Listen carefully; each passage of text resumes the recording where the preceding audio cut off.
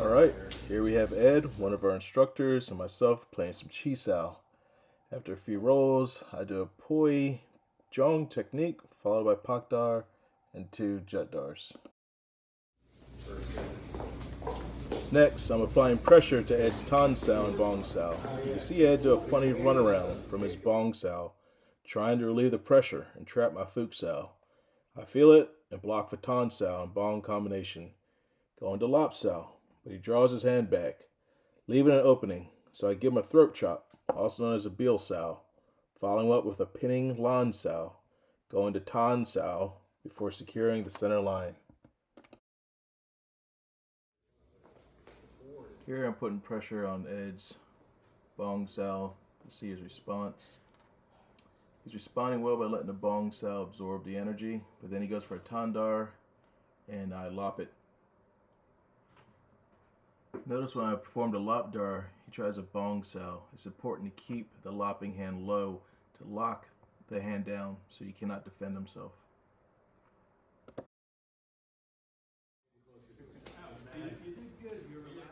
Here we discuss it a bit. Then I Hundar the Tan Sao there. Now Ed's coming forward, pushing. Ed tries a Poi Jong, but I shift and go to Lop Sao. But I feel his left hand would be able to attack, so I bail on the lop and decide to lop the other hand because that will trap both of his arms with a shift. Here Ed's going to go for a reverse Hun Sao to a Lop Sao, but I feel it. Notice my left hand shoots back at the same time. My Bong Sao lops his Lop Sao. I pull him in, taking advantage of his forward energy, and pock his hand down and punch, followed by a trap. Ed comes again, determined to get that Poi Jong, but I block with Tan Sao.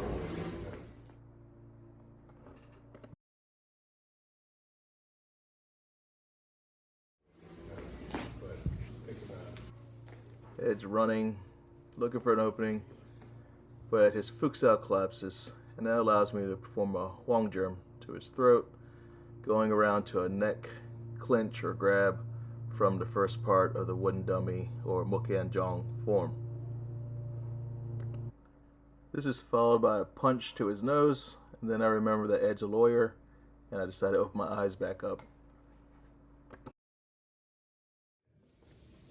Ed is advancing nicely, using his horse to propel his Tan Sao. I start to change angles on him, and I want to test his Do Ying skills, his ability to keep his center line on his attacker. This gives me an opening for Tan Sao, which I turn into a lop, followed by a pak and a leg sweep. Ed gets up, wondering to himself why he doesn't just play golf and tennis like his friends. You can see me switching gears to pulling Ed in with my Tan Sao now. He does the right thing by stepping and not letting his arms get extended into a bad position.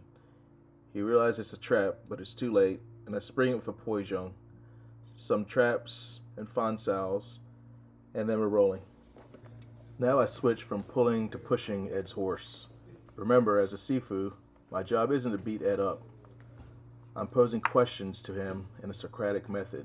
He has to search for the proper answers. If you're tense, you will not be able to instantaneously reply, and you'll be forced to rely on covering up, rushing in, or clinching. These are all ways of avoiding an attack. However, in Wing Tsun, we learn to nullify the attack directly if possible, rather than avoiding it. This allows us to keep close range contact until we overcome the opponent's attacks and defenses and can strike them down. Here we have another Wong Germ neck clinch. Notice how Ed tries to clinch back at my neck, but my Wu Sao deflects his hand and I break his structure down.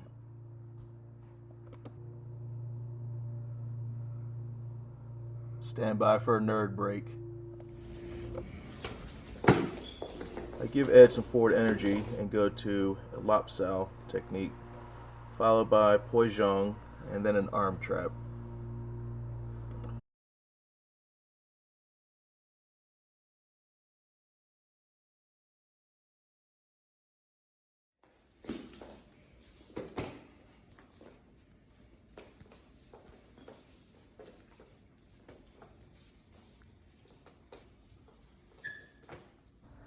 Here I attack Ed's Bong Sao, and he shifts to absorb the energy. He goes for Poi Zhong, and gets lopped for his troubles.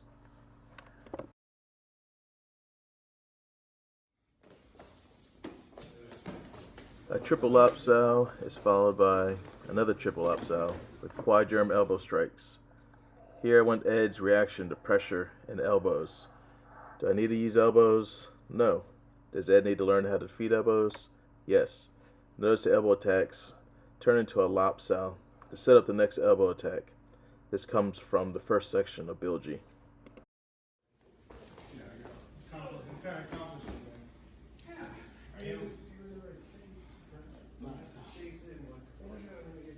Here I'm telling Ed to use his Lan Sao against the elbow strike. You can uproot the elbow in this way. A little late, but the grasshopper is learning.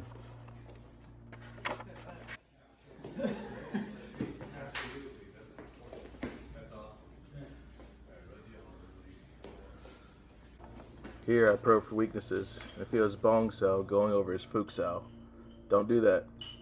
I let Ed know it's a bad habit. Poi Zhong and Lopdar.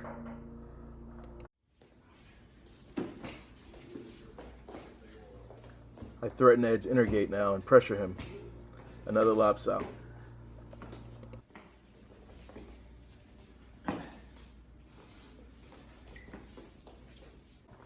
Here a left palm strike to the chest. Notice the left foot drives forward, creating an opening for the hand. I play low Tan Saos to try and lure Ed to attack. He won't take the bait, so I add in some weak Lop Saos to sweeten the deal. He tries a Bruce Lee back fist, but I block it with a Tan Sao. Poi Zhong and Fan Sao. Always Fan Sao or follow up your technique.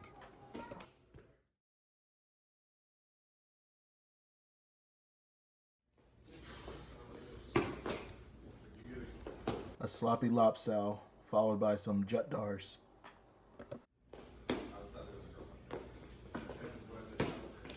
Now I use Toi Ma, pushing horse, against Ed to bring a response. He does a probing Poi Zhong and Tandar, but I block with Lan Sao.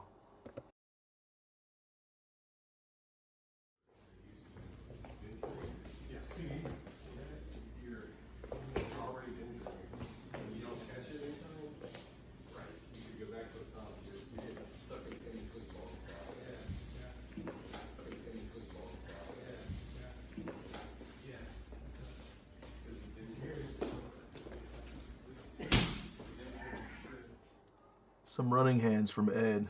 Grasshopper's looking for an opening, so I give him one with a floating Bong Sao. He takes the bait and gets a punch and a lop into the wall.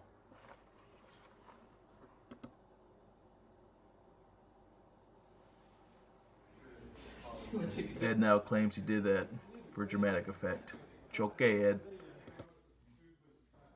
Now I give Ed a grapple equation to solve. Someone grabs your arm and won't let go. Let's see how he does. He tries Tan Saos and Hun Saos and then gets a fresh one. Hun Sao will not work against a strong grip. Notice I keep a Wu Sao ready for a striking attack.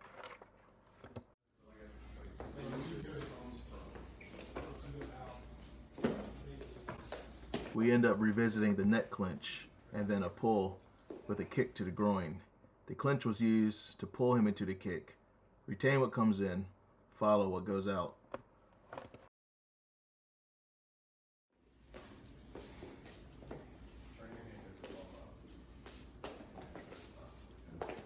Ed changes angles and gets 2 punches. We finish up with a Lopdar and a tap to the face. It's already been said many times that Chi Sao is not fighting. My Sigong Moyat always stressed that, and my Sifu Moi Tung taught the same. Chi Sao is not even sparring, where we are trying to impose our will on the other person, although it can be played like that. The essence of Chi Sao, or sticking hands, is to pose physical questions to a student or training partner. Ideally, the partner learns from solving the equation and develops better and more efficient solutions to the problems and attacks they face.